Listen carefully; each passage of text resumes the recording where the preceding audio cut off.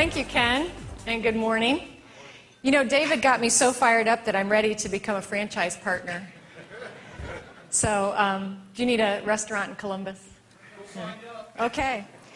Everything has changed, a phrase heard over and over here in Florida and the islands as hurricanes have relentlessly pounded the region.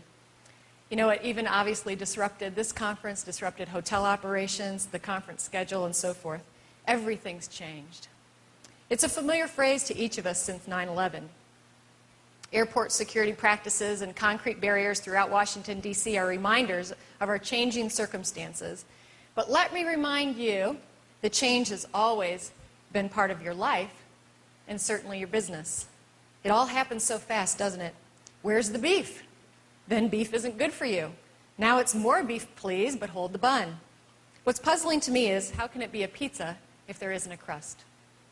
Fads and fancies change. People are fickle. Those babes on Sex and the City started drinking Cosmopolitans, and overnight it became the hottest drink in the bar. Right here in South Beach, the Havana specialty, the mojito, became the favorite club drink.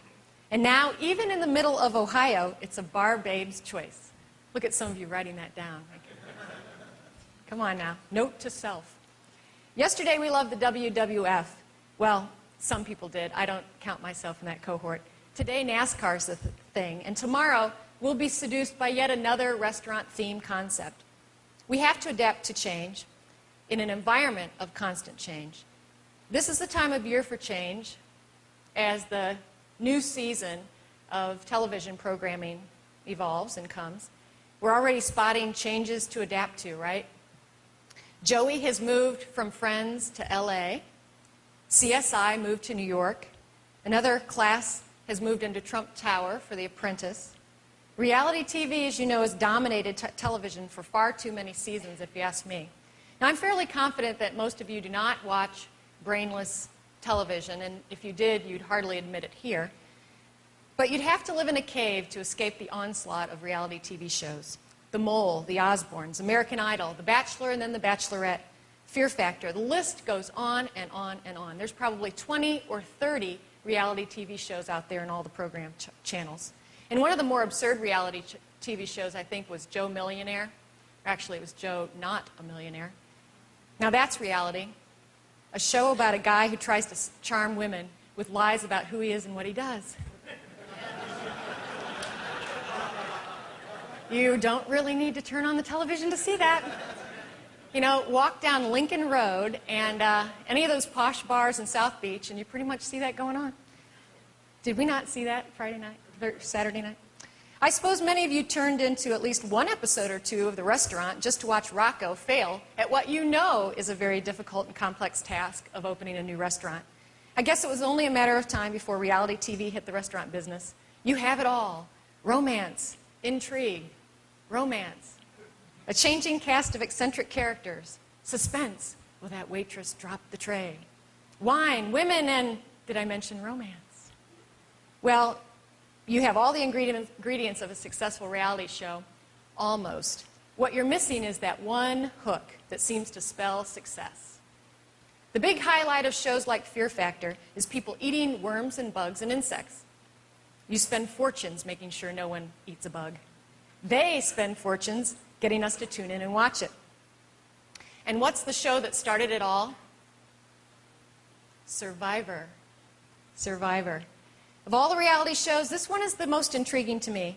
I've started to imagine, this is how my brain works, I started to imagine what if we applied the concepts of Survivor in the workplace. Each week at a staff meeting, a vote is taken. You are getting way ahead of me. Slow down. I know some of you are thinking, dear God, let it be me. No.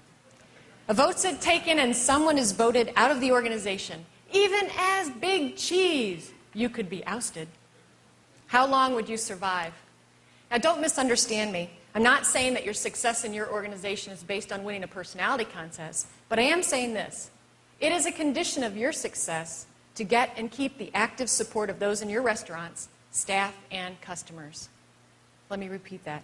It is a condition of your success to get and keep the active support of those in your restaurants, staff, and customers. It's just that simple. But more importantly, it's your choice. Before we talk about the power of cheese, let's think about the power of choice for just a moment. One basic way of thinking about choice is through this diagram. The diagram illustrates what's been around for 100 years in the field of psychology, which is my background, the difference between, or the place between stimulus and response, where we make a choice. This has been around, as I said, for about 100 years in psychology, but it was brought to the forefront again when Stephen Covey wrote 7 Habits of Highly Effective People. In that book, he talks about a paragraph that he read that literally shifted the way he viewed his entire life. And it has to do with stimulus and response and that space in between. Between stimulus and response, there is a space. In that space lies our freedom and power to choose our own response. And in our response lies our growth and our freedom. They call this also the magic quarter second. The magic quarter second. Because you only have a quarter of a second to make a choice before your habits kick in, before your personality takes over. So you have a very small amount of time to catch yourself. Covey goes on to describe his reaction to this concept, and I'm quoting, "I cannot begin to describe the effect that this one idea had on me. I was overwhelmed by it. I reflected on it again and again. I reveled in the freedom of it. I personalized it." So the gap between stimulus and response is our moment of choice. Now, when the stimulus represents something positive, it's not very difficult for us to have a positive response. When the stimulus represents something, an unmet expectation, something we hope didn't happen, that we're frustrated about or angry about, we tend to react.